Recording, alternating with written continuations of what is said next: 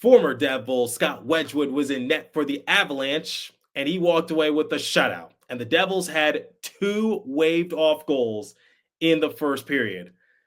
There's a decent amount to break down in today's episode of Locked On Devils. Buckle up, everybody. You're Locked On Devils, your daily podcast on the New Jersey Devils. Part of the Locked On Podcast Network, your team every day. Hi, this is Bryce Salvador, and you're Locked On Devils with Trey Matthews. Elliott scores! Oh, Steven stepped up, nailed him. Brodor's got the puck. What a shot. The Devils win the Stanley Cup. Alrighty now, what is up, New Jersey? Welcome back to the Locked On Devils podcast here at the Locked On Network. I'm your host, college hockey play announcer, Devils Rider Pucks and Pitchforks, and also part-time credential media member, Trey Matthews. You win some, you lose some, and sometimes you lay a dud. And that's exactly what the New Jersey Devils did against the Colorado Avalanche. They got shut out 4-0 at the Rock, and former Devil Scott Wedgewood was strong in between the pipes. In the first segment, I will share some of my bigger takeaways from the matchup. Devils only generated 2 shots in the second period. That ain't going to get the job done. Then in the second segment, I will play a soundbite from head coach Sheldon Keefe. He went into detail as to what went wrong in this matchup, and I will give my reactions to it. Then in the third and final segment, like I do with every post-game recap, I will compare the stats and give the Devils a letter grade. Before we get into my main takeaways, let me share an interesting fact courtesy of Charlie Borges Jr., a fellow contributor of mine over at Pucks and Pitchforks. This stat was going into tonight's matchup. Since leaving the Devils, the group of Scott Wedgewood, Corey Schneider, John Gillies, Mackenzie Blackwood, Keith Kincaid, Eric Comrie are a combined 6-1-1 with a .938 save percentage, a 2.38 goals against average, and 2 shutouts in 12 games played. Wedgewood starts tonight against the Devils. Obviously, those stats have been updated. Wedgewood in his career against the Devils is 4-0 with a .967 save percentage and a 1.02 goals against average. Ridiculous stuff from Wedgie. Anytime he's playing against the Devils, it doesn't matter if he's on the Colorado Avalanche or the Dallas Stars, he always has a solid performance, I guess, to show up Dave Rogalski or whomever he wants. But in all seriousness, Wedgewood was pretty good in his first start for the Avalanche. Let me make something perfectly clear before someone comes at me.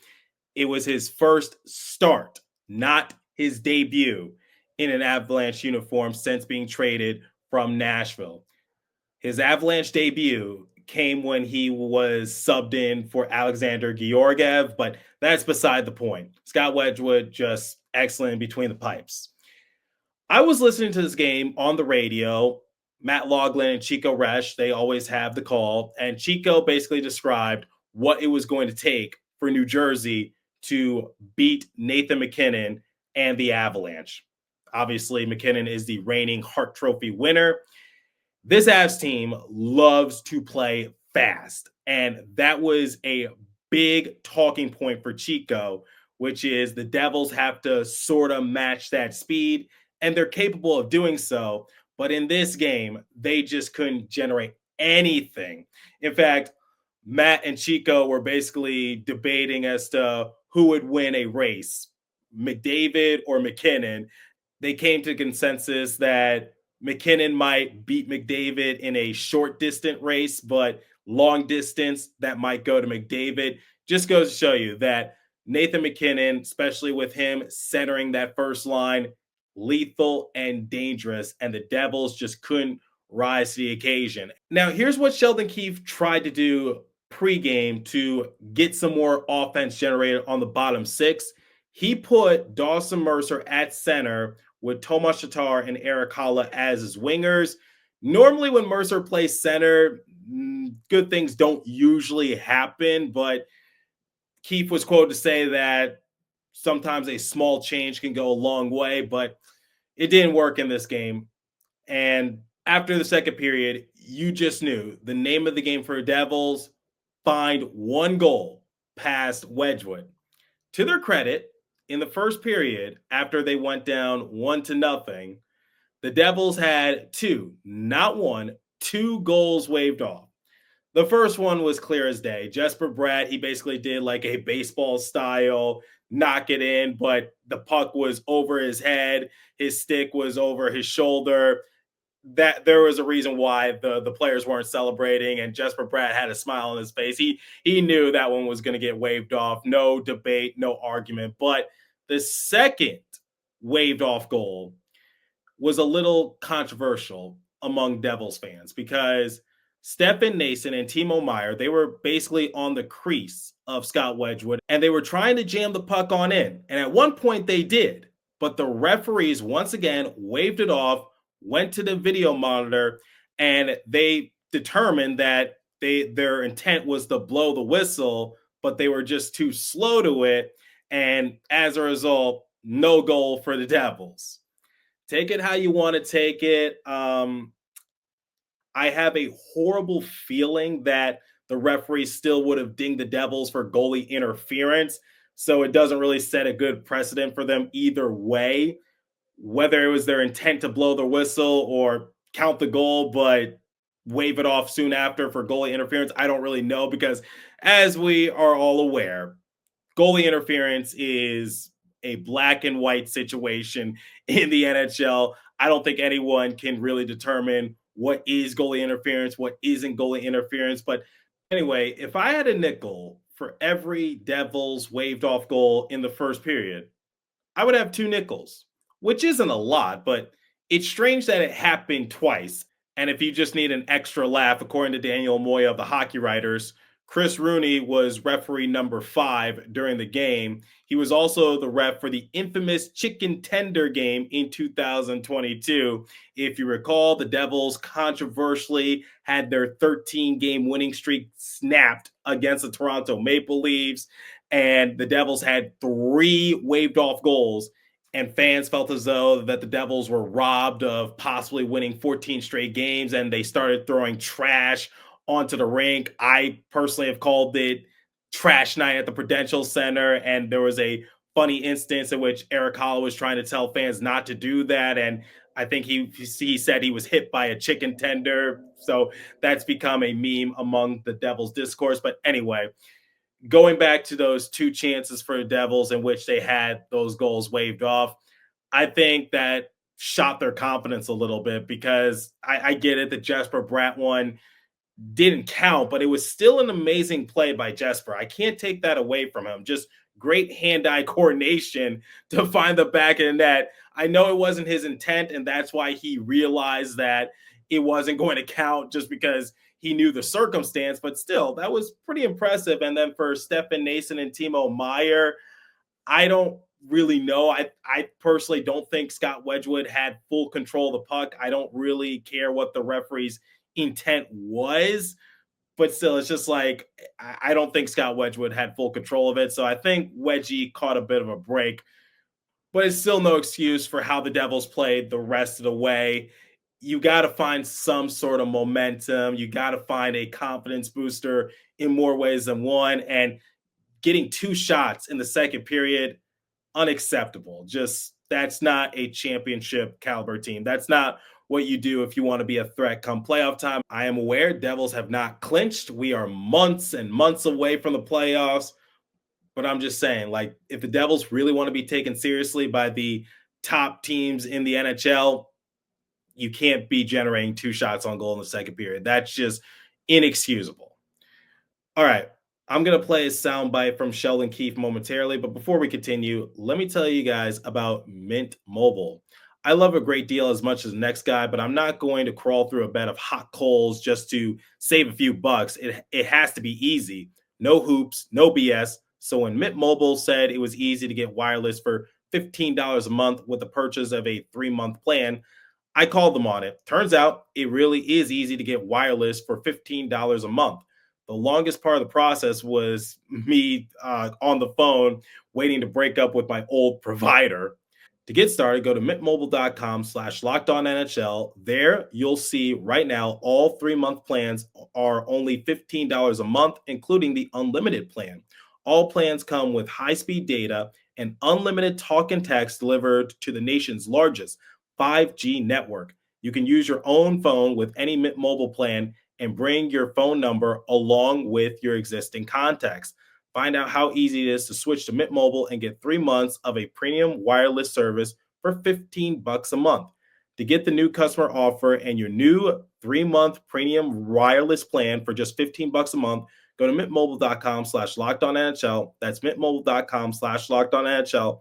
Cut your wireless bill to $15 a month at mintmobile.com/lockedonnhl. $45 upfront payment required, equivalent to $15 a month. New customers on first 3-month plan only. Speed slower above 40 gigabytes on unlimited plan.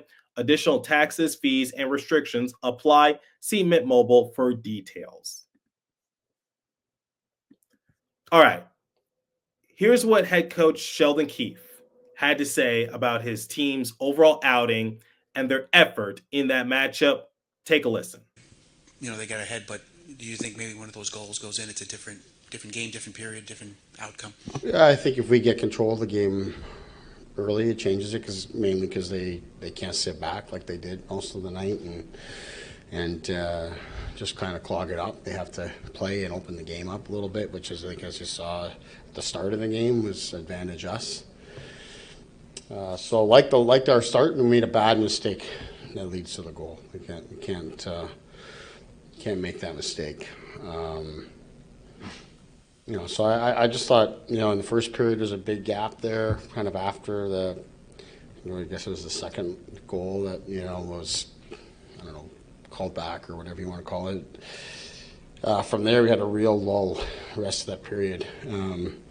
We sort of carried through a lot of our second period as well, so that's the disappointing part of the game for me. I guess when teams know you're a terrific rush team and they're sitting back, what is plan B, I guess? What do you have to do to defend that or get around that? You got to play on the inside, you get through, but that wasn't the story of the game tonight. It was more the neutral zone. We couldn't get through the neutral zone. We didn't skate today. Didn't win enough puck battles. They do a good job. They're up tight on you. The gap is tight, and we didn't play through that well enough. But we got to get some of those chances early to fall for us and go our way. Power play needs to score for us. Need to take back 1 or 2 mistakes we made defensively. That's the difference in the game. Talking to Kovacevic in the room, he mentioned a little bit of that neutral zone plan, that you were asking the defense for a little more shots, right, to sort of get the puck in deep. What was not in their game tonight in that respect that you needed? We couldn't get to the neutral zone. We didn't get enough clean opportunities to do that. Once again, I was listening to this game on the radio with Matt and Chico calling the action. And the biggest thing that I noticed when I look back at it is that the Devils passing, it just wasn't there. Similar to what Sheldon Keefe was alluding to during his soundbite, the Devils just couldn't generate anything when it came to passing, especially on their breakout passes, and that's not going to generate anything for you. And they got swallowed up in neutral ice. All in all, it was just a rough outing for a lot of people. Jake Allen, I'm sure he would have liked a better performance in between the pipes. Brendan Dillon and Jack Hughes, they had a team worst -3 ±. Jack Hughes has actually been very good defensively, and more people, rightfully so, are giving him credit. And you know what hurts the most? This one's a little comical. The first 2 goal scorers for the Avalanche have some sort of connection with the Devils. Ross Colton, he grew up a Devils fan. He grew up in New Jersey. And Logan O'Connor, he is the son of former Devil Miles O'Connor, who played for the Devils from 1990 to 1993. There's a blast from the past for you, some of you old school Devils fans. But on a more serious note, this game just wasn't really all that good for New Jersey. But the positive takeaway I can get from it is that at least they created some chances for themselves in the first period. But after that, they didn't generate anything. No ands, ifs, or buts about it. At least if maybe that Stefan Nason or Timo Meyer goal, whoever would have been credited with it, if that would have went in, that ties the game and that probably changes the outcome. But I don't want to get into what if scenarios. All right. I'm going to compare the stats, give the Devils a letter grade momentarily. But before we continue, let me tell you guys about FanDuel. Get ready to tackle the NFL action with FanDuel, America's #1 sportsbook, because right now, new customers can bet $5 and get $150 in bonus bets if you win. The FanDuel Sportsbook app gives you everything you need to place live bets on the NFL all in one place. So when you get a hunch in the middle of the game, you can check out the latest stats, view live play-by-play, and so much more on the same page where you place your bets. Just visit FanDuel.com to join today. You'll get started with $150 in bonus bets if you win your first $5 bet. That's FanDuel.com. Never waste a hunch and make every moment more with FanDuel, an official sportsbook partner of the NFL. And now, let me tell you guys about Game Time. I've actually used Game Time before to purchase myself some MLB and NBA tickets. I highly recommend it. Game Picks. Curation makes it easier to save more on sports, concerts, comedy, theater, and more, all in pricing. Toggling this feature shows total upfront with no surprise fees at checkout. Seat views. Get a good view from your seat in the app before you buy. The lowest price guaranteed, or Game Time will credit you 110% of the difference. Game Time ticket coverage. Your purchase is covered with the most flexible customer service policy in ticketing industry. Download the Game Time app, create an account, and use code LOCKEDONNHL for $20 off your first purchase. Terms apply. Again, create an account and redeem code LOCKEDONNHL for $20 off. Download Game Time today. What time is it? It's game time, everybody. All right. Before I compare the stats, let me just say this. Obviously, the Devils were shut out in this matchup 4-0. That's the 5th time that they've been shut out this season. 5 of their 6 previous losses have come via a shutout. They were only shut out 3 times last season. There aren't that many things to be concerned about with this Devils team, but I will say the temperature is starting to heat up for me, at least in that department. If the Devils lose, it cannot always be because of a shutout. That's not a recipe for success. And I don't agree with what Dano and Bryce said on air, respectfully. This isn't a fluke. This is something that needs to be addressed ASAP. Because, like I said, you cannot continue to get shut out in most of your losses. Like I said, there aren't that many things to be concerned about when it comes to this Devils team. They are a very good unit, and I'm happy with where they're currently at. But the amount of shutouts that they're racking up this season, especially with how relatively early we are in the year, we're not even at the year 2025 yet. This can't keep happening. Just saying, if you're going to lose, please don't make it a shutout. All right, let's compare the stats, give the Devils a letter grade, and get out of here. Shots on goal differential, 25-23 in favor of the Devils. I will give the Devils credit. They held the Avalanche to 5 shots in the third period, but their efforts were too little, too late. Power plays, Devils were 0 for 3. Avalanche were 0 for 2. Devils are normally a good power play team, but sometimes, like I said, you have good days, you got bad days, and sometimes you just lay an absolute dud. Hits, 19-12 in favor of the Devils. Giveaways, 13-8 in favor of the Avalanche. Takeaways, 6-2 in favor of the Avalanche. Block shots, 19-12 in favor of the Avalanche.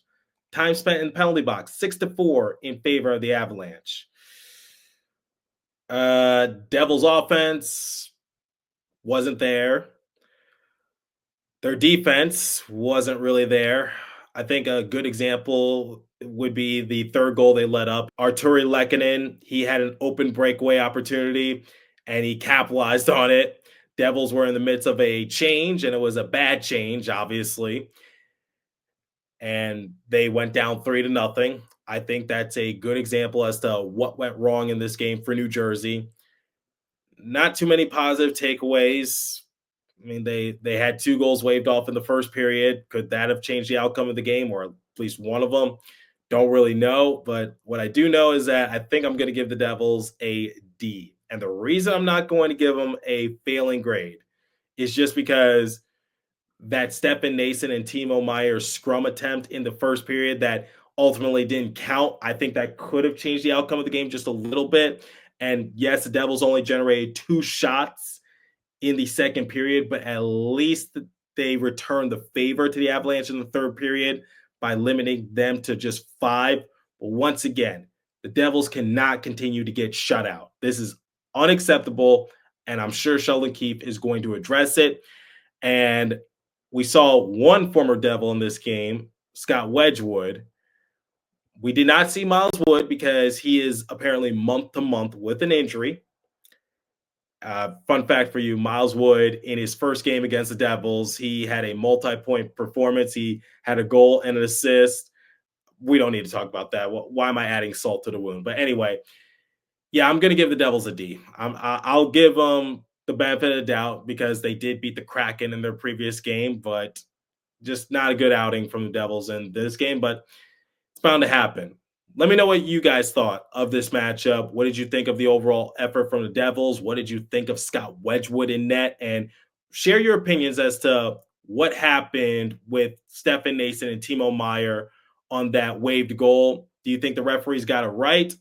Or do you think they should have credited to New Jersey? Or would have it been goalie interference had it counted originally? I don't really know, but I'll leave that up to you. Leave a comment down below if you're watching on YouTube. If you're listening on podcast streaming service, hit me up on my personal X page app at TreyMatt4 or the show's X page app at Locked On Devils. As for today's episode, that's all the time I have for you. Continue to stay safe. Have a wonderful day, New Jersey. Go Devils. I'll catch you guys in the next episode. Thanks for listening once again.